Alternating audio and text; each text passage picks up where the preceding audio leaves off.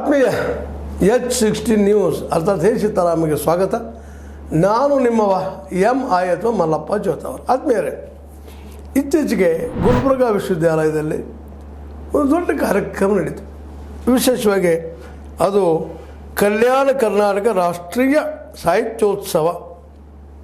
ನೋಡಿದಾಗ ಸಾಹಿತಿಗಳನ್ನ ಕರೆಸಿ ಮಾತಾಡಿ ಸಾಹಿತ್ಯ ಅಂದ್ರೆ ಏನು, ಬದುಕಂದ್ರೆ ಏನು, ಬದುಕಿನ ಹಲವು ಮುಖಗಳ ಚರ್ಚೆ ಗುಲ್ಬರ್ಗ ಯೂನಿವರ್ಸಿಟಿಯಲ್ಲಿ ನಡೆಸಿಕೊಟ್ಟಿದ್ದು ಭಾಳ ಗಮನಾರ್ಹ. 2 ನಿಮಿಷ ನಿರಂತರವಾಗಿ ನಡೆದ ಆ ಕಾರ್ಯಕ್ರಮದಲ್ಲಿ ನಾಡಿನ ಪ್ರಖ್ಯಾತ ಚಿಂತಕ ಜೊತೆಗೆ ಅವ್ರು ಕೆಲವೊಬ್ಬರು BJPಗೆ ಹೇಳ್ತಾರೆ ಕಾಂಗ್ರೆಸ್ ಏಜೆಂಟ್ ಅಂತೇಳಿ. ಅಲ್ಲಿ ನಡೆದ ಟೀಕೆ ಟಿಪ್ಪಣಿ ಬೇಕಾಗಿದ್ದಾನೆ. ಅದಿಲ್ಲಂದ್ರೆ ಬದುಕು ನಡೆಯುವಂಥದ್ದು ಕಷ್ಟ ಅದ.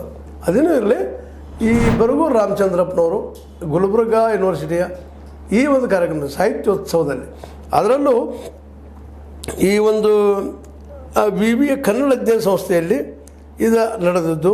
ವಿಶೇಷವಾಗಿ ಇಲ್ಲಿ ಪಾಲಿ ಮತ್ತು ಬೌದ್ಧ ಅಧ್ಯಯನ ಕೇಂದ್ರಗಳು ಇದು ನಡೆಸಿಕೊಟ್ಟಿದ್ದು.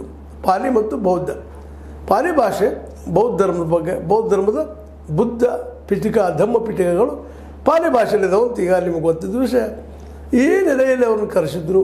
ನಮ್ಮ ಬರಗೂರು ರಾಮಚಂದ್ರಪ್ಪನ ಒಂದಿನ, ಇನ್ನೊಬ್ಬರು ಒಬ್ಬ ಚಿಂತಕ, ಇನ್ನೊಬ್ಬರು ಚಿತ್ರಗೌಡ ಪಾಟೀಲ್ ಅನ್ನೋರು ಕರೆಸಿ ಅಲ್ಲಿ ಒಂದು ಜನಜಾಗೃತಿಯನ್ನು ಮಾಡಿಸ್ಬೇಕು ಯೂನಿವರ್ಸಿಟಿ ಮಟ್ಟದಲ್ಲಿ ಅನ್ನೋಂಥ ಪ್ರಯತ್ನ ಮಾಡಿದರು.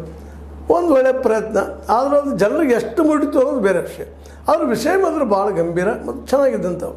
ಮೊದಲನೇ ದಿನ ಈ 2 ದಿನಗಳಲ್ಲಿ ಗುಲ್ಬರ್ಗ ವಿಶ್ವವಿದ್ಯಾಲಯ ನಡೆದ ಈ ಘಟನೆಯಲ್ಲಿ ಕಲ್ಯಾಣ ಕರ್ನಾಟಕ ರಾಷ್ಟ್ರೀಯ ಸಾಹಿತ್ಯೋತ್ಸವದ ಬರಗೂರವರು ವಿಶೇಷವಾಗಿ ಕೆಲವೊಂದಿಷ್ಟು ಮಾತುಗಳನ್ನು ಮಾತಾಡಿದರು. ಈ ಉನ್ಮಾದತೆ, ಅತಿ ಧಾರ್ಮಿಕ ಒಂದು ಏನಪ್ಪ ಅಂದ್ರೆ ಏನು ಬಿಹೇವಿಯರ್, ವರ್ತನೆಗಳು ನಮ್ಮನ್ನು ಇವತ್ತು ಭಾಳ ಕೆಳಂತಕ್ಕೆ ಹೋಯ್ತವ. ಮತ್ತು ಮತೀಯತೆ ಅಂದರೆ ನನ್ನ ಧರ್ಮ ಮೆಚ್ಚು, ನಿನ್ನ ಧರ್ಮ ಮೆಚ್ಚು ಅನ್ನುವಂಥ ಮತ್ತೊಂದು ಮಾತು.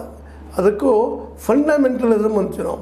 ಫಂಡಮೆಂಟಲಿಸಮ್ ಅಂತಂದ್ರೆ ಇವು ಬೇಸಿಕ್ಕಾಗಿ ಧರ್ಮ ಶ್ರೇಷ್ಠ, ಅದು ಏನೋ ಅದಕ್ಕೆ ಹೆಚ್ಚಿಂದ ಯಾವುದೂ ಇಲ್ಲ ಅನ್ನುವಂಥದ್ದು. ಆ ನೆಲೆಯಲ್ಲೇ ಮಾತಾಡಿ ಅವತ್ತು ಅನೇಕ ಒಳ್ಳೆ ಚಿಂತಕರಲ್ಲಿ ಕೂಡಿದ್ರು ಮಾಡಿದ್ರು.